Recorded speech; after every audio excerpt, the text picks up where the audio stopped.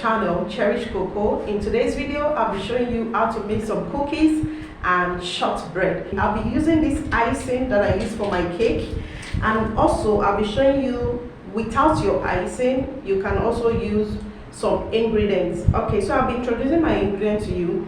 In this bowl I have 2 cups of flour, I have a cup of sugar icing, I have 16 spoons of butter, and I have some corn flour here, just medium-sized corn flour, and I have some salt. I won't be using the whole salt, I'll just use a bit, and also have my vanilla paste here. Come on, let's get right there.